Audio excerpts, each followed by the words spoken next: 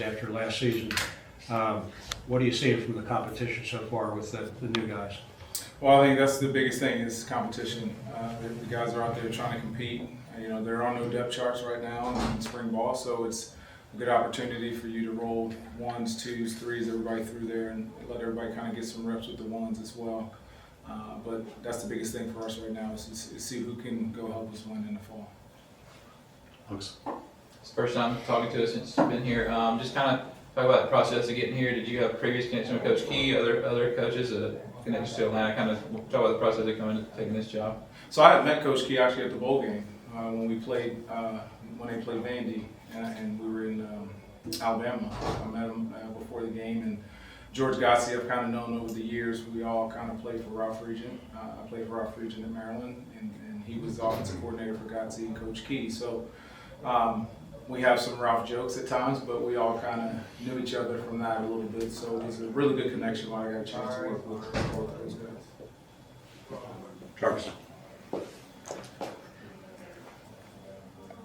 Coach, obviously, recruiting is a big piece of what you have to do in today's game. Can you talk about how important relationships are, being a coach and knowing some of these people? Because obviously there's a digital element with the 707s and all those things.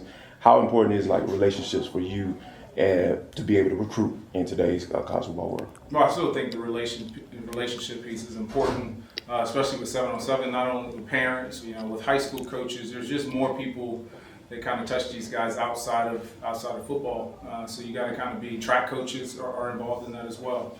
But the relationship piece is still there. Even though guys are getting paid and those types of things, it's still about relationships. And one of the things that Coach talked about here in terms of relationships is the area and the high school coaches.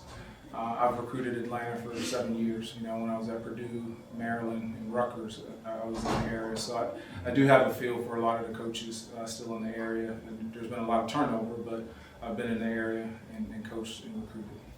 Were you up there with Latrez Harrison was up there? Latrez was my teammate. Okay, yeah. Funny story. Yeah. First day here, I live close. Uh-huh. And Yeah. I'm in the grocery store, and some guy calls my name, and it's Trez. So we were actually college roommates in college. So he sounds a lot better now. Nobody could understand him back then. Yes, of course. Yes, strong Atlanta accent. But, Yes. I think being in Maryland for a couple of years, he kind of fixed that. So, and they moved him from quarterback because he couldn't. Yeah, right. The rest of the offense. Yeah, we actually had Eric Dumas was a tackle, Uh-huh. and both of those guys were freshmen. So sometimes Latrez would get in there and say a play, and we couldn't figure out what he said. We looked at Dumas, and he'd tell us. So it was pretty neat having both of those guys. So, Coach, you said no depth charts. Obviously, competition is a big factor. But I just want to ask, what are you looking for from kind of just your wide receiver group? What do you hope they achieve by spring's end? What are some key factors that you're looking for? Yeah, well, the number one thing, and I tell my guys all the time, the game honors toughness. I want tough guys mentally, tough guys physically. It's my job as a coach to get them prepared, and we do everything in our power to make sure they have every resource possible within the time frame to do that. So right now I'm looking for effort and toughness, and mistakes are going to happen. We'll get those corrected, but just really that piece is going to be important because when you get into the grind of the season, there's a lot of ups and downs, and I want the guys that are going to battle through those tough times. You have a pretty large freshman class coming in. Not all of them are here right now, but what is the transition like for those guys, especially enrolling early? And has anyone stuck out to you? Yeah, well, I say the benefit is getting here early. That's one of the benefits of being at Georgia Tech is we get those guys early, which is awesome. Really, you're going from a high school system to really what we run as an NFL system. So, you're kind of skipping the college world and going straight to an NFL type of system, which is great for those guys because you want to prepare them that way. So I think it's a benefit, not necessarily something that, I worry too much about. Obviously, there's a lot of volume, and we're going to continue to push that volume to make sure we can see how much they can handle. And I think that's a big evaluation portion of that. Alex. You talked about your connections with Coach Godsey, bringing in a whole offense this spring.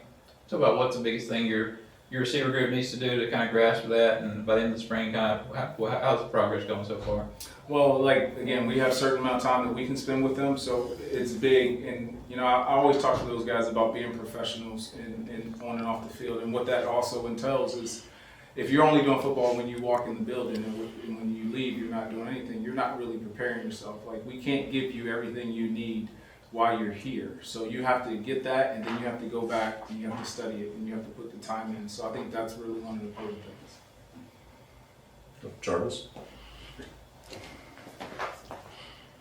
Coach, kind of to follow up on that, like, so is it a lot of times is it a matter of you kind of showing the freshmen, or do you kind of have like the each one teach one type of deal where you got some of the guys who've been around, kind of showing those guys what they need to do out the field? Yeah, I think it's obligation of older guys, right?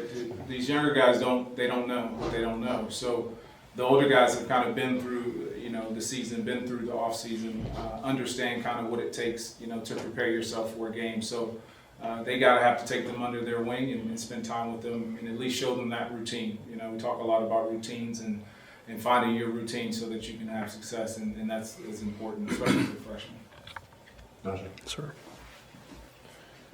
Obviously, Coach, you talked about what you look for, but I just want to ask you you've coached for several seasons. You have obviously a good feel for this. How do you develop your wide receivers? How do you just go about, I know you said the things you do outside of the classroom, things like that, but how do you develop your wide receivers?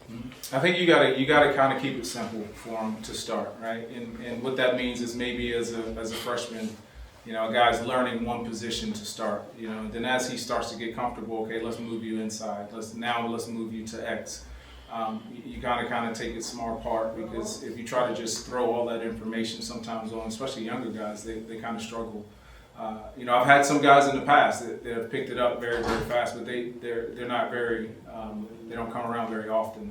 Those guys that can just pick it up day one and go out there and execute, especially when you're going from high school to college. But in terms of the whole group, it's just a matter of getting them the information, making sure I'm thorough and detailed in meetings, making sure if they have questions, if they come see me about it. Text change, any way that we can communicate to make sure they understand. Pop quizzes, like, we do it all. So I just want to make sure they have all information. Jordan Allen, Jordan Allen's a kid that, really took advantage of his opportunities last year, jumped up the last half of the season. What are you seeing from him this spring, and, to see a guy that you can move around out there? Yeah, he's been able to absorb the information. So when you talk about the guys that can move around to multiple spots, he just kind of has that calmness to him, that he doesn't panic. We had a couple of mishaps out there today, but he's usually the guy that can fix things and fix formations. So I appreciate that. He kind of operates like an older guy, to be quite honest. But I love his demeanor. I love his attitude. I love how he comes to work in meetings. He's attentive. I think he's trying to be a leader, for the rest of the room. Even though we have a bunch of young guys, he's trying to take on some of that leadership role. So that's obviously being noticed. Alex, you are. You came in the same time as Isaiah Carmen. Just talk about his, adding him to the roster, a bigger body receiver. How big is that for this room to get him this offseason? Well, we got to get him healthy. So I didn't get a real big sample size of Zay, but obviously, watching film on what he's done in the past, to have a bigger guy hopefully into the boundary can help us. But again, we're not necessarily worried about depth charts and who's playing where, because those things kind of work themselves out as we get through the summer and into fall camp. So right now, just the biggest thing with Zay is to get healthy. Jarvis, if you want to get that last one. Yeah. Oh, yeah. So as far as having a guy like that of that size, be on the backside for you. I was just curious because, Jordan Allen is a super talented player. So how do you feel comfortable? How comfortable do you feel moving him around in different positions? Because, he's not the ideal size wide receiver. So how do you feel comfortable kind of moving him around, and what kind of goes into that process as far as putting him in that position? Well, that's a great question. A lot of people say, well, what type of receivers do you like? The ones that make plays, period, the end. And that's the truth. And I've been around small receivers that play big. I've been around big receivers that play small. So, I was lucky at Vandy. We had a guy that was 5'8" who ran past everybody in the SEC. So to me, it really doesn't matter the size. It's really about the competitive nature of the player. And obviously, the guy's going to go out there and compete. Awesome. Thank you, Coach.